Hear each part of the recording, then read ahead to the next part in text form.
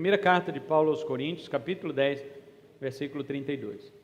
Diz assim: não vos torneis motivo de tropeço aos judeus, nem aos gentios e nem à igreja de Deus. Amém? Os irmãos podem sentar em nome de Jesus. Nós vamos falar hoje sobre as causas de tropeço na vida espiritual. Na vida cristã, meus irmãos, nós não estamos isentos de tropeço. Tanto nós tropeçamos, como também fazemos outras pessoas tropeçarem. Há tropeços que são pequenos e há outros que são graves, muito graves. E neste sermão também nós iremos ver que existe um tipo de tropeço que ele é irreparável. É um tropeço que não tem correção para ele, não tem solução para ele.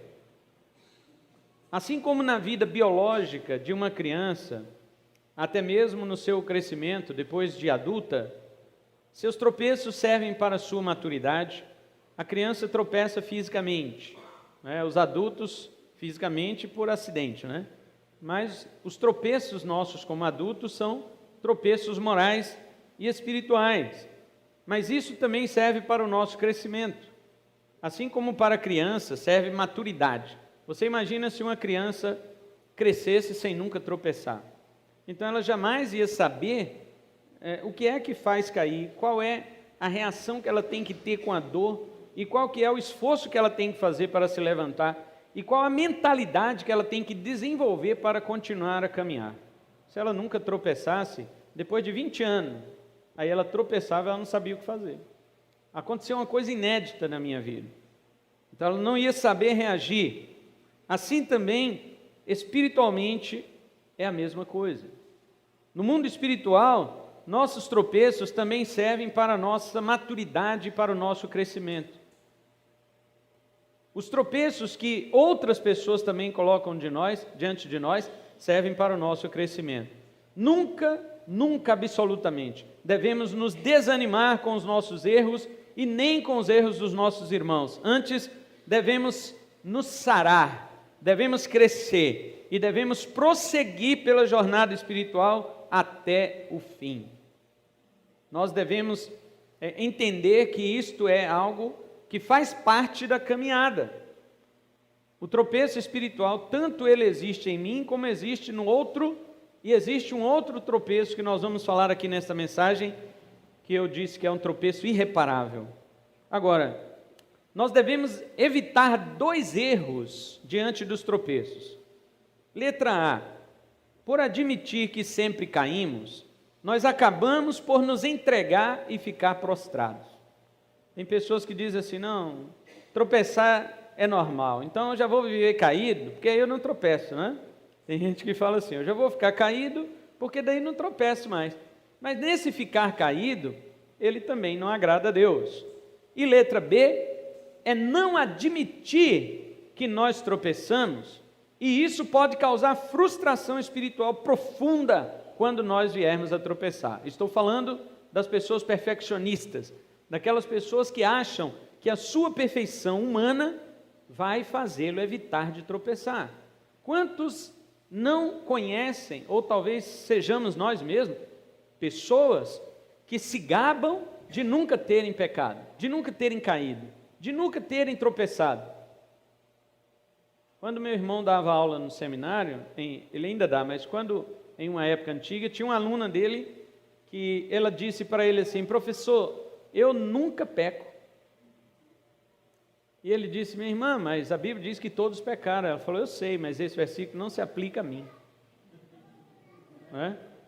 Então, assim, por mais que às vezes nós admitamos que nós somos pecadores, todavia não admitimos nossos pecados. É porque existe, irmãos, uma grande diferença entre você se colocar na turma de todos os humanos e uma diferença de você pessoalmente admitir que só você está errado naquilo. Uma coisa é: todo mundo está errado, então eu vou junto. Agora, se for só eu, aí não, peraí, Mas por que não o outro? Por que não o outro? Entendeu? Há uma grande diferença. Então, cuidado, porque esse sentimento de não admitir os erros e os tropeços pode nos causar frustrações quando nós errarmos. Então, a vida cristã, de fato, é uma caminhada, aliás, é uma corrida, né? A Bíblia diz que nós estamos em uma carreira, Hebreus 12 fala sobre isso, e como tal não é isenta de tropeços. Então, no sermão de hoje, nós iremos ver 3 coisas. Primeiro, tropeços internos. Segundo, tropeços externos. E terceiro, tropeço que Jesus coloca nos outros. Eu acho que vocês estão mais interessados nesse último, né? Mas calma aí, primeiro vamos ver os 2 primeiros tipos de tropeço. O primeiro tropeço que nós vamos falar é o tropeço interno. A Bíblia chama este tropeço de cobiça e sua satisfação. Quando nós abrimos a Bíblia no Evangelho de Mateus, no capítulo 5, Jesus Cristo, no Sermão do Monte, ensinando aos seus discípulos, tem gente que fala que a nova aliança só existe depois que Jesus morreu na cruz, né? Até Jesus morrer na cruz, tudo é lei. Então o Sermão do Monte é lei, né? Bem-aventurados os pobres de espírito, porque dele é o reino do céu. Está errado, porque é lei, né? Bem-aventurados os que choram, porque serão consolados. Está errado, porque é lei. Então tudo que Jesus falou antes da cruz não serve, é tudo lei. Tem gente que está hoje assim, né? Então as pessoas, nós só aceitamos as cartas de Paulo.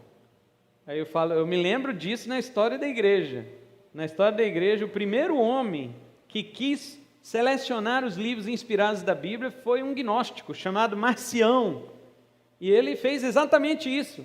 Ele falou: sai fora dos evangelhos, sai fora todo o Antigo Testamento e fica só as cartas de Paulo. As cartas de Hebreus, de Tiago, de João, de Judas, de Apocalipse, de Pedro, tira tudo fora. O primeiro homem que fez isso chamava-se Marcião, da religião herética da época do início do cristianismo, chamada gnosticismo. Ele era um gnóstico. Então, hoje, o gnosticismo está voltando com outra roupagem, mas veja que o latido dele é o mesmo. O latido é igual. Só mudou a coleirinha, né? Mas o cachorro continua o mesmo. Então, Jesus diz assim em Mateus 5, verso 27. Olha bem. Ouviste que foi dito pelos antigos: não cometerás adultério. Mas eu vos digo que qualquer que olhar para uma mulher e cobiçá-la, já cometeu adultério com ela em seu coração. E se o teu olho direito te ofender, ou seja, se ele te faz tropeçar, arranca-o e lança-o para longe de ti, pois é melhor perderes um dos teus membros do que seja todo o teu corpo lançado no inferno. E se a tua mão direita te ofender, corta e lança para longe de ti. Ofender aqui é tropeçar. Porque é preferível para ti perderes um dos teus membros do que ser todo o teu corpo lançado no inferno. Nós temos um grande problema com estes versículos. Os versículos não têm problema nenhum, nós temos. Nós temos um grande problema com estes versículos, porque os fariseus, eles diziam: eu nunca adulterei, nunca fiquei com outra mulher, né, a não ser a minha.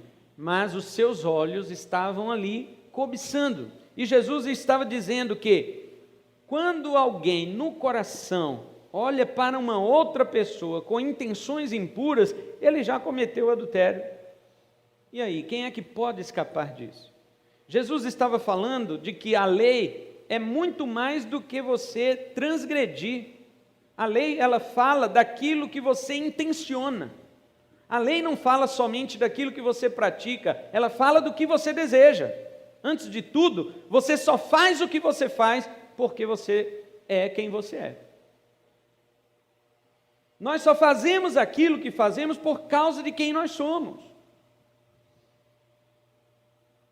E quando Jesus ele revela isto daqui no Sermão do Monte, ele está exatamente desmascarando aquelas pessoas que acham que não pecam. Então, quando o Senhor ele fala sobre isso, ele diz uma coisa muito séria. ele fala assim: se o teu olho direito te escandalizar, escandalizar aqui é fazer tropeçar. Se o teu olho direito, veja, Jesus está falando de, se nossas intenções nos levam a pecar, arranca. Ele não está falando aqui de uma mutilação, Jesus está falando de um tratamento radical contra o pecado no seu coração, porque alguém pode furar o próprio olho, não adianta, porque o pecado ele está no coração, ele está dentro. Jesus falou isso para os fariseus em Marcos 7, Jesus fala disto, é do coração do homem que procede estas coisas. Então, para você vencer estas coisas, você tem que radicalizar no seu coração, não é exatamente no membro do seu corpo, não é arrancando um olho, mutilando a sua mão, mas aqui, figuradamente, o olho representa o desejo, a cobiça do coração, e a mão representa a prática. Jesus condena tanto uma coisa quanto outra. Os fariseus queriam minimizar a lei e dizer: não adulterarás significa somente que eu não vou para a cama com a mulher do próximo. Mas Jesus está dizendo: a cobiça já fez você quebrar a lei. O desejo já fez você quebrar a lei. Não é isto somente da mão. A mão no verso 30, a mão no verso 30 fala da prática. Não é somente ir para a cama, mas também tem a questão do olho, que é o coração. Os irmãos veem como que são as coisas.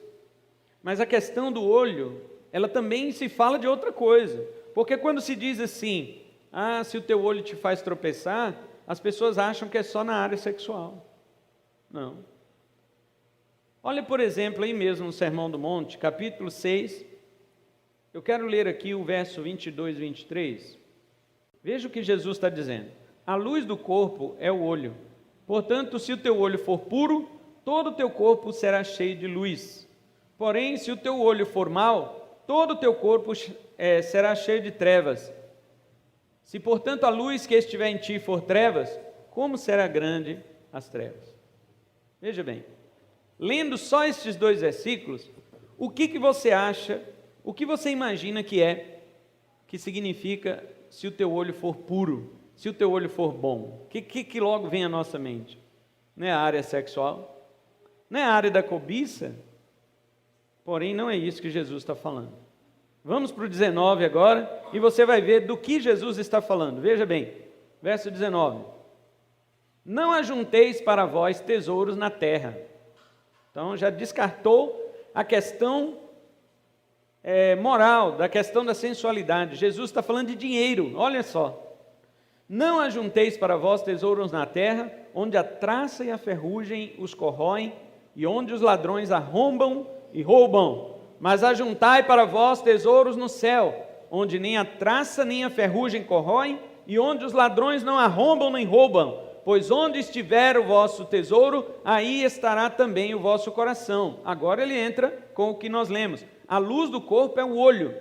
Portanto, se o teu olho for bom, a palavra hebraica aqui é ain tová. Ain é olhos, tová é bom. Ain tová. Se o teu olho for bom, todo o teu corpo será cheio de luz. Mas se o teu olho for mau, aqui a palavra hebraica é ain raá. Ain é olhos e raá é mal. Se o teu olho for mau, todo o teu corpo será cheio de trevas. Agora continua o verso 24: nenhum homem pode servir a 2 senhores, porque ou há de odiar a um e amar o outro, ou se apegará a um e desprezará o outro. Não podeis servir a Deus e a Mamon, que são as riquezas. Veja, o que nós estamos aqui é que, na época de Jesus, os judeus tinham um hebraísmo. O que é um hebraísmo? É uma fala que é característica só da língua hebraica. Como nós temos um brasileirismo. Por exemplo, pé de moleque, para nós é doce de amendoim, mas em qualquer outro país do mundo é o pé de uma criança. Não é doce. Isso é um brasileirismo. Somente nós, como brasileiros, sabemos o que é um pé de moleque. Agora, no hebraico também tem os seus hebraísmos. Por exemplo, quando uma pessoa que ama o dinheiro, nós chamamos, quando a pessoa é sovina, é mesquinha, nós chamamos de quê? Pão duro, munheca, mão de vaca. Tem vários brasileirismos. Se você falar lá em outro país, né, mão de vaca, o cara vai falar, mas espera aí, ele não tem mão de vaca, ele tem 5 dedos, normal, igual todo ser humano. Porque isso é só nós no Brasil conhecemos. Mas você sabe como que um judeu chamava alguém mão de vaca? Você sabe como é que era que ele chamava? Olho mau. Ain Ra. Ele fala, fulano é Ain Ra. Se alguém é Ain Ra, ou seja, se alguém é olho mau, para um judeu ele é sovina. Igual para nós é um pão duro. Para nós, pão duro, para um judeu, olho mau. Agora, quando uma pessoa é liberal, quando uma pessoa ela é mão aberta, é assim que nós falamos, fulano é mão aberta. Um judeu, ele dizia na época de Jesus, fulano é olho bom. Então, quando se trata deste ponto que Jesus está pregando aqui, Jesus está usando um ditado, uma frase, uma gíria, vamos dizer assim, conhecida dos judeus da sua época. Jesus está dizendo, se o teu olho for bom, todo o teu corpo será cheio de luz. Ou seja, Jesus está falando, se você for uma pessoa generosa, se você for uma pessoa mão aberta, que não é apegada ao dinheiro, é isso que ele está dizendo. Agora ele fala, mas se o teu olho for mau, todo o teu corpo será cheio de trevas. Jesus está dizendo, se você for pão duro, aqui é isso. Por que você acha que esses 2 versículos que falam do olho, está justamente entre outros versículos que falam do dinheiro? Lembrando nós que Mateus escreveu para judeus. Mateus escreveu o seu evangelho para os crentes judeus, portanto, os crentes judeus já conheciam essa fala. Jesus está aqui dizendo que o olho de um homem, ele pode ser considerado bom ou mal, não só em relação a mulheres, mas também em relação a dinheiro. Então veja, o próprio apóstolo João, ele diz que se você odiar o seu irmão, você também está nas trevas. 1 João capítulo 2, verso 11. Observe que essa questão de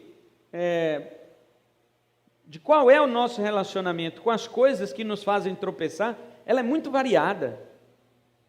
Não é só uma questão moral, mas existem outras questões também que a Bíblia chama de obras da carne, que nós não consideramos.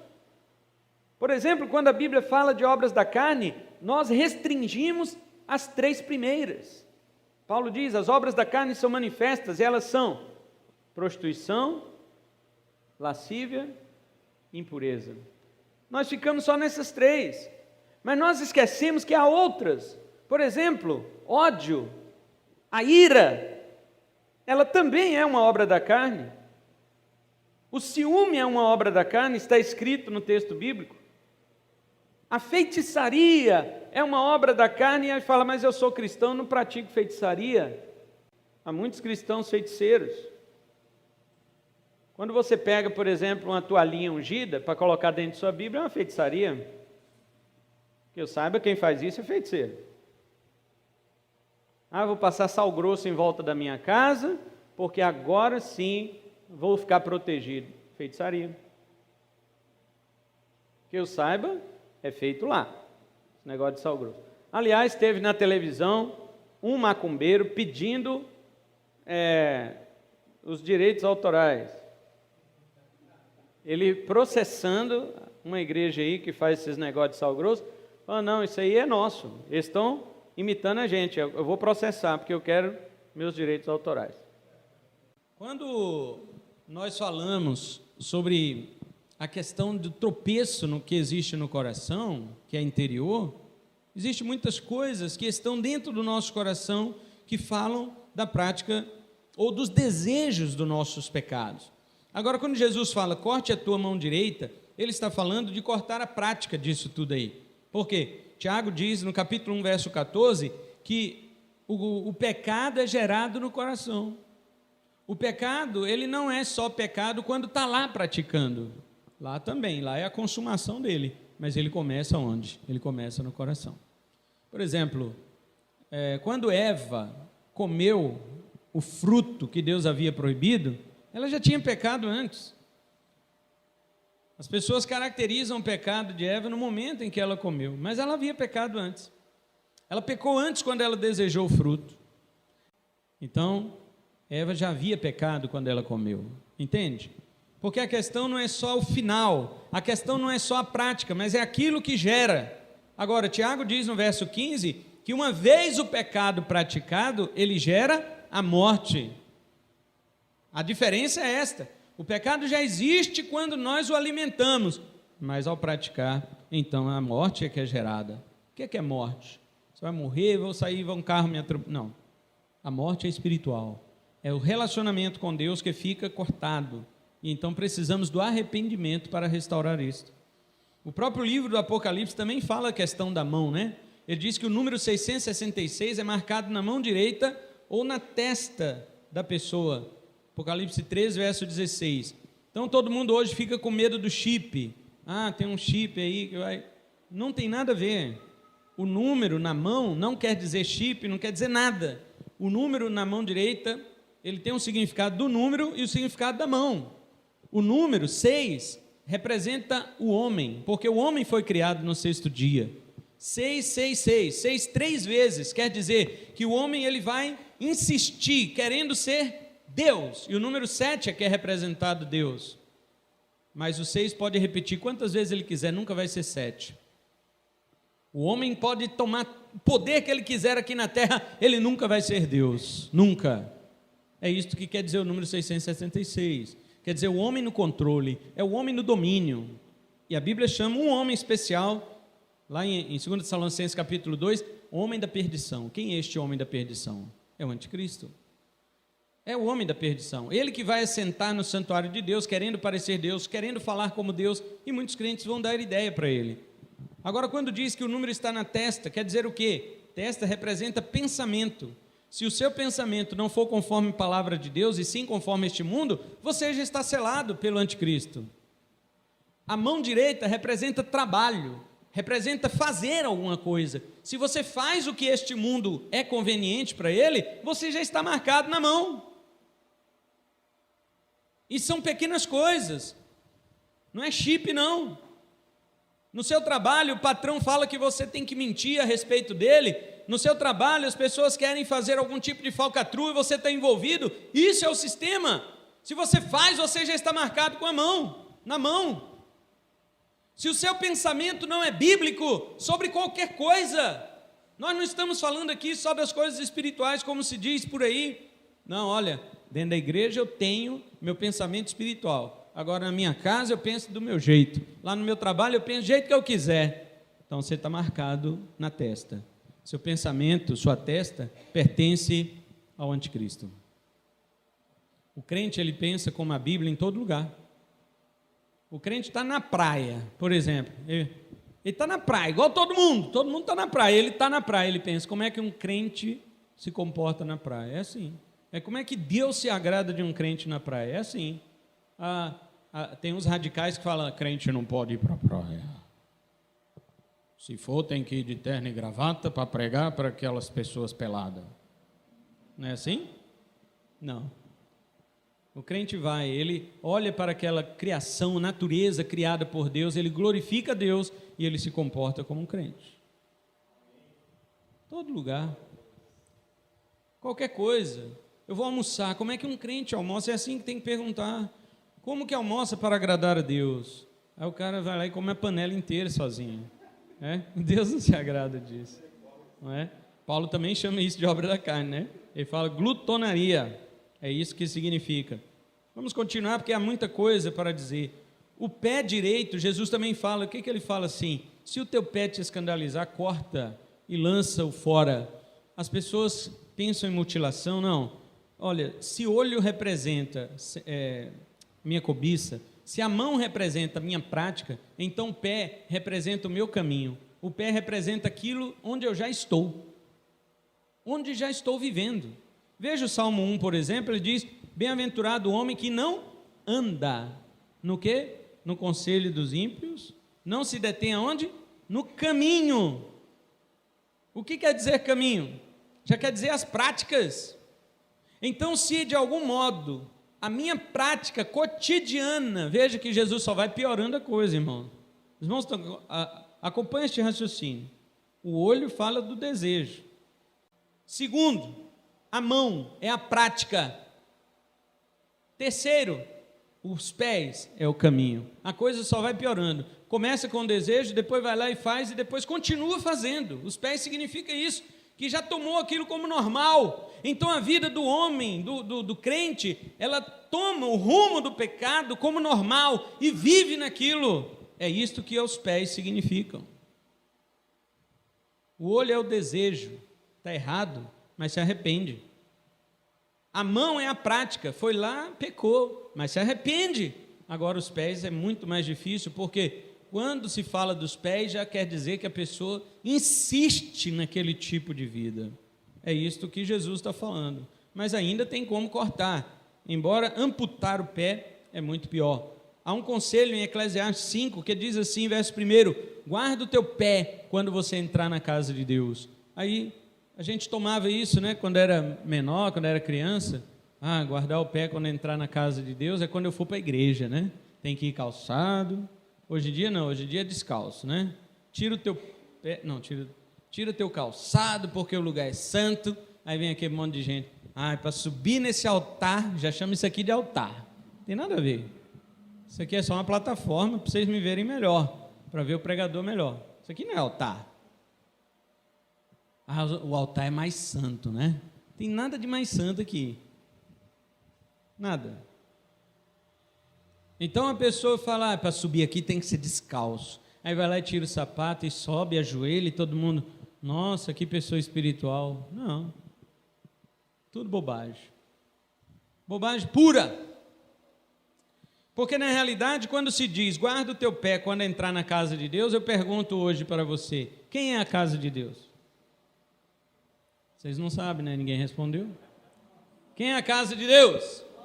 Nós, a igreja, nós somos a casa de Deus. Então guardar o teu pé quando entrar na casa de Deus, você já é a casa de Deus, então teu pé ou tua prática já deve ser guardada dentro dos mandamentos e da palavra do Senhor. É isto. E todo lugar onde formos. É igual o pastor que foi para a praia. Aí chegou lá, sentou, né? Meio olhando, né? Não tem ninguém aqui que me conhece. Foi lá e pediu uma porção de camarão, não sei o quê. E falou, também quero uma caipirinha, porque todo mundo fala que é gostosa e eu não sou pastor, não posso tomar, né? Mas aqui ninguém me conhece. Então ele ficou quietinho assim e falou uma caipirinha também. Aí o cara trouxe tudo, aí ele comeu, tá, né? Camarão, limãozinho. Aí na hora de pagar perguntou pro cara, quanto que é? O camarão é tanto, né, e tal, a barraquinha ali é tanto. Aí ele, a caipirinha. Ele, não, de pastor a gente não cobra, não. Né? Não tem como, irmãos. Não, a caipirinha para pastor é de graça. Não tem como. Então, a questão é que nós somos a casa de Deus, entende isto? A casa de Deus somos nós. Então, onde estivermos, não tem esta coisa de que, fulano está me olhando. Deus está olhando. Deus está vendo. Se existe alguma coisa que eu estou fazendo e eu tenho medo que alguém chegue e veja, então eu tenho medo da pessoa e não de Deus. Por que eu já estava fazendo? Deus não estava vendo? Deus só vai ver quando a pessoa chegar? Então, para se livrar disto, o que a Bíblia fala? Jesus falou. Jesus disse, corta, amputa. Ele não está pedindo para você fazer uma cirurgia, ele está pedindo para você ser radical. É lógico que ele não está falando de uma amputação física, porque mesmo se você mutilar sua mão, seu olho, seu pé, o coração vai continuar contaminado, onde procedem os maus desejos. A amputação que Jesus está falando aqui é o tratamento radical que o crente tem que ter com o pecado que insiste dentro dele, porque o pecado insiste dentro de nós. E o pecado insiste em todas as naturezas, em todas as áreas da nossa vida, ele está insistindo, ele combate contra a nossa alma, porque ele pertence a essa velha natureza, ele é um câncer, e se ele não for tratado como tal, ele vai ocasionar a nossa morte espiritual. Não se dá de pirona para tratar câncer. E Jesus fala que se não fizer isso, vai queimar completamente no inferno. Ouça a seriedade das palavras de Jesus com relação a isto. Se eu não amputar o pecado em minha vida, se eu ficar escondendo os pecados em minha vida, se eu tiver pecadinhos de estimação guardados nas minhas gavetas, eu estou evitando amputação, eu estou evitando tratamento. Então Jesus diz: será tratado no inferno.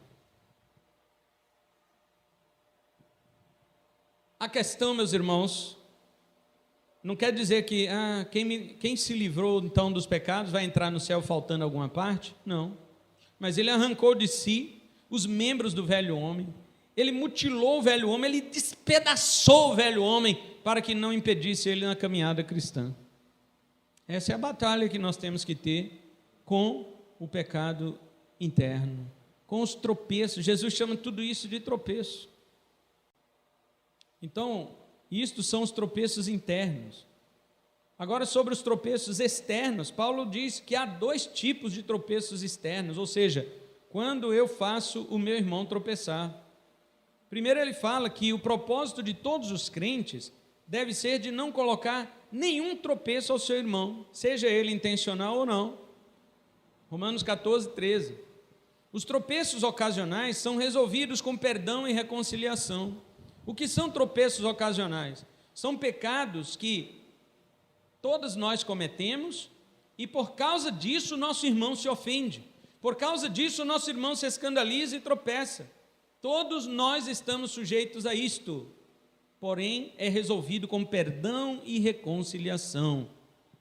Agora, não devemos nos manter neles, porque senão vai virar prática de iniquidade. Agora, os crentes que foram ofendidos também não devem usar a ofensa ocasional como desculpa para crucificar o seu irmão, antes devem também considerar suas próprias fraquezas e se perdoarem mutuamente. O apóstolo Paulo disse em Gálatas, capítulo 6, ele diz assim: se você vir o seu irmão em pecado, vai a ele, corrige-o com espírito de mansidão e vigia a ti também, para que você não caia. Então, ao mesmo tempo que existe essa questão, nós precisamos também trabalhá-la em nós. Porém, este é o pecado, ou o tropeço, próskoma, no grego próskoma, que são aqueles ocasionais, são constrangimentos morais. É quando você olha para uma pessoa, para um irmão, e então você, mas você faz isso? Não sabia que você fazia isso. Tropeços ocasionais. Agora, outra palavra grega que chama escândalo, ela significa armadilhas intencionais, que estas pessoas colocam na vida de outros crentes. Jesus fala delas em Mateus 13, 41. Ele diz o seguinte, que os anjos virão um dia, os anjos de Deus virão um dia, e vão recolher do reino de Deus tudo que causa escândalo e tropeço e que pratica iniquidade, e lançará na fornalha ardente. Estes aqui são os tropeços propositais, que as pessoas colocam diante dos crentes, e os crentes andam então tropeçando, ou seja, algo que se tornou rotineiro, pessoas que não se arrependem, pessoas que usam desse tipo de tropeço para ganhar a sua vida dentro da igreja. Em Apocalipse 2,14, Jesus denuncia a igreja de Pérgamo e fala que nela havia pessoas que colocavam tropeço diante de outros crentes, assim como Balaão ensinou a Balaque fazer diante dos filhos de Israel. Os irmãos conhecem a história de Balaão. Ele tentou amaldiçoar o povo de Israel por 3 vezes e não deu certo, porque Deus havia dito para ele: não pode amaldiçoar o meu povo, porque eu já o abençoei. Observe, irmãos, se Deus abençoou, ninguém pode amaldiçoar, somente Deus pode amaldiçoar. Agora, aqueles a quem Deus abençoou, ninguém pode mais amaldiçoar. E Balaão é frustrado, ele não consegue amaldiçoar o povo de Deus, e o rei diz para ele assim: ei cara, eu te paguei tanto e você não consegue amaldiçoar o povo? Eu vou pegar meus presentes de volta. E Balaão fica sem nada, né? E ele olha aqueles presentes indo embora, fala: lá se vai, né, meus pirulitos, meus brinquedos, foi tudo embora. Mas ele tem uma grande ideia. Ele diz assim: se de fora para dentro eu não posso colocar a maldição no povo, eu posso explorar a maldição de dentro para fora. Então ele teve uma ideia, foi lá no rei e falou para ele assim: ó rei Balaque, nós não conseguimos impetrar a maldição dentro do povo, de fora para dentro. Mas existe uma coisa: o Deus deles proíbe que eles façam cultos pagãos como os nossos. O Deus deles proíbe que eles façam cultos cheios de orgias, com mulheres prostitutas, com homens prostitutos. Então vamos fazer o seguinte: vamos fazer um culto nosso pagão na frente deles, coloquemos as nossas mulheres nuas, os nossos rapazes da prostituição nus, praticando orgias nos cultos, e vamos despertar a cobiça que tem no coração deles, vamos convidá-los a participar deste culto pagão. E foi o que fizeram. E quando fizeram, diz a palavra que 23 mil israelitas foram participar deste culto pagão. E então veio a maldição de Deus, está vendo? A maldição, ela não pode ser imposta, mas ela brota de dentro de nós. Então, o Senhor Jesus repreende a igreja de Pérgamo em Apocalipse, porque pastores colocavam tropeço semelhante na vida dos crentes. Hoje existem muitos pastores que colocam tropeço intencional na vida das pessoas. Eles pregam a mentira, eles colocam o evangelho de Deus como algo a ser negociado, eles colocam muitas coisas, como já falamos aqui, até de feitiçaria no meio do povo de Deus. Esses dias recebi uma imagem, uma foto lá no WhatsApp, o culto caneta azul. Venha pegar a tua caneta azul e escrever a tua vitória.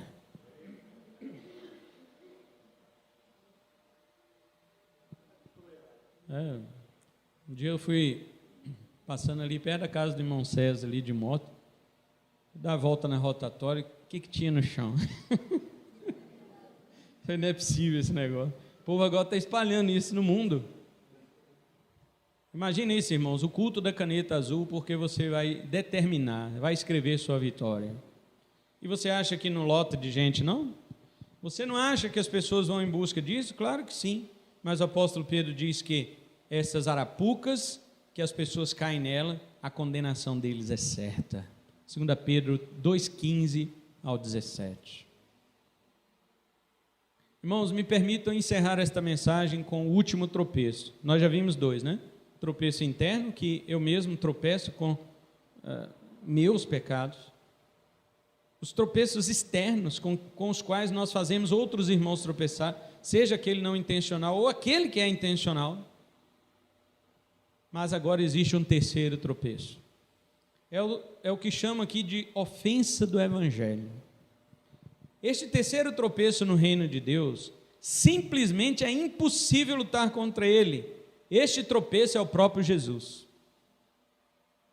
Sim, ele é a rocha de escândalo para os que se perdem. Nós não podemos fazer ninguém tropeçar para sempre, mas Jesus pode. Nós podemos fazer alguém tropeçar, mas vamos lá, pedimos perdão, restauramos, vamos continuar a caminhada. Mas Jesus pode fazer alguém tropeçar para sempre. Todo aquele que crê nele não é confundido. Romanos 9:33. Mas o apóstolo Pedro diz que estas pessoas que não creem nele foram postos para isso, para tropeçarem nele e terem a condenação eterna. 1 Pedro 2, verso 8. O próprio Jesus afirma que tais pessoas não podem ver com seus olhos espirituais. Curioso, né? Que a nós que vemos com os olhos espirituais, Jesus diz: se escandaliza, arranca.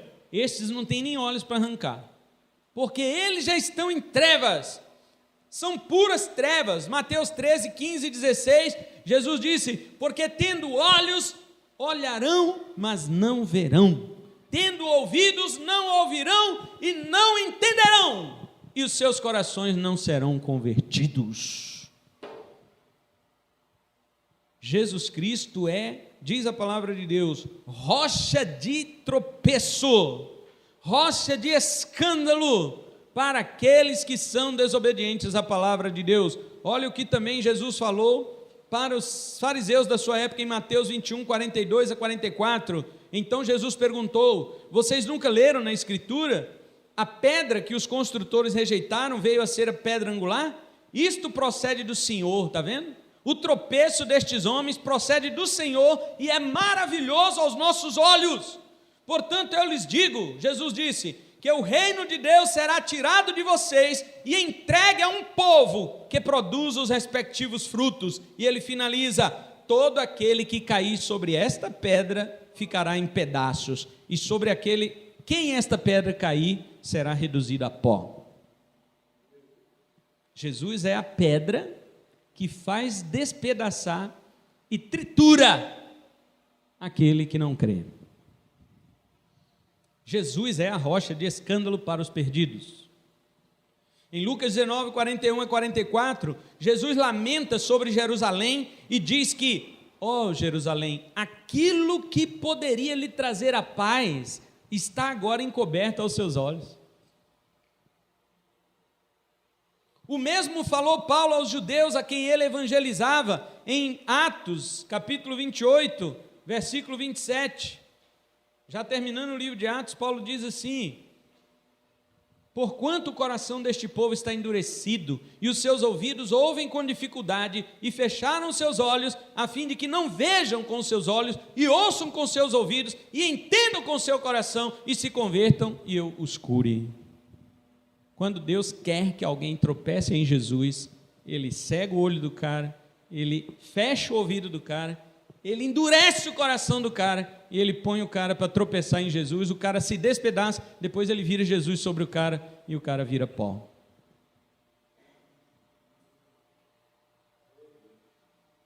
E você fala: mas para que isso? Para você conhecer quem é Deus. Eu vou dizer para você para que isso. Romanos capítulo 9, olhe para que isso, versículo 22, Paulo dá pelo menos um porquê, para que isso? Paulo diz assim: e se Deus, querendo mostrar sua ira e dar a conhecer o seu poder, suportou com muita paciência os vasos da ira preparados para a perdição? Para que Deus faz isso? Para que Deus pisa no indivíduo incrédulo e transforma ele em pó? Justamente para isso, para demonstrar sua ira e para dar a conhecer o seu poder. E se você não louvar a Deus por causa da ira dele, você não está adorando a Deus de verdade. Ninguém louva a Deus verdadeiramente se não o louvar por completo. E você precisa louvar a Deus pelo seu amor, mas você também precisa louvar a Deus por sua ira, porque a ira de Deus é tão santa quanto o seu amor.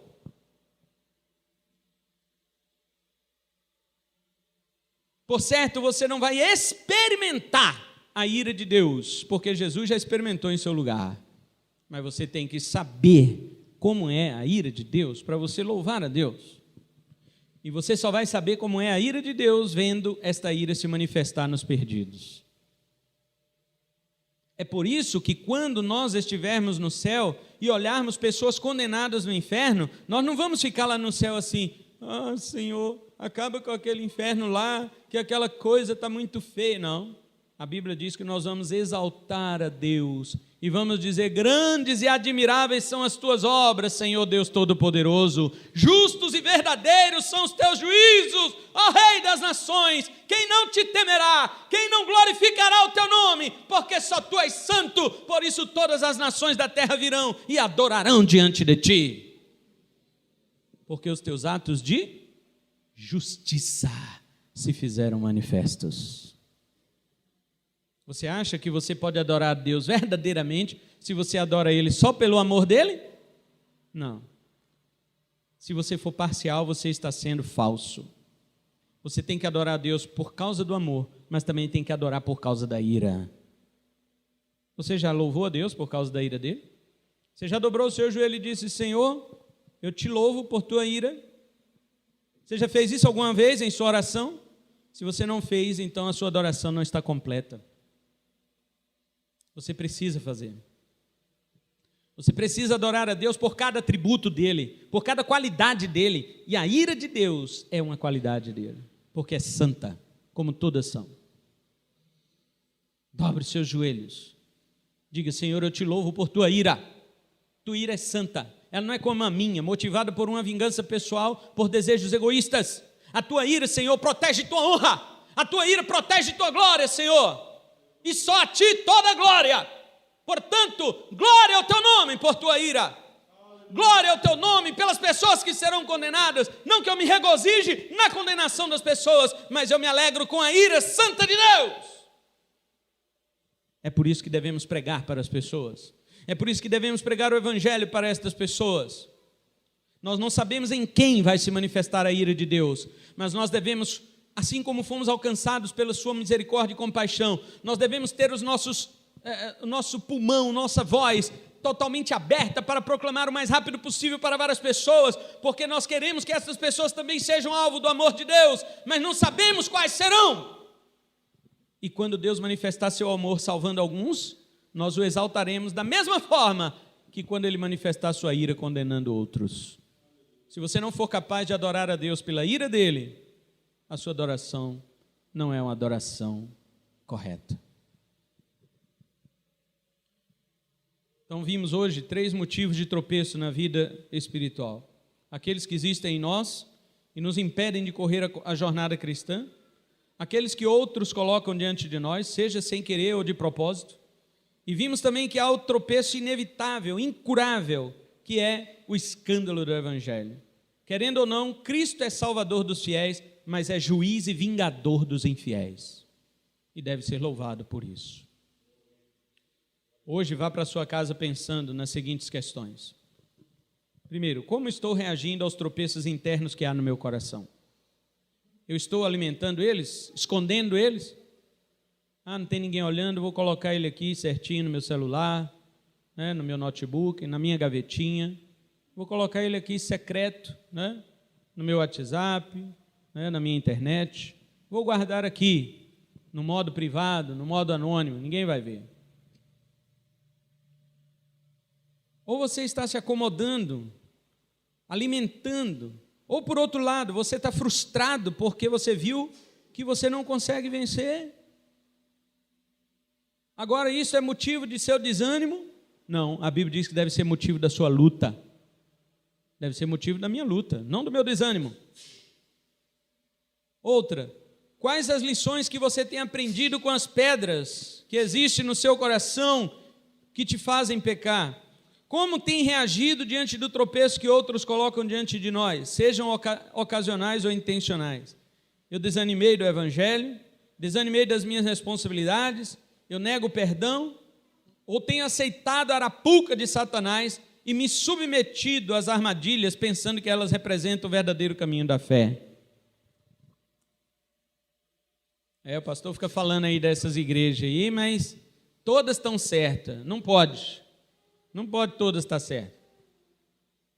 Ou todas podem estar erradas. Ou alguma certa, ou uma certa ou alguma certa. Agora todas não podem estar certas.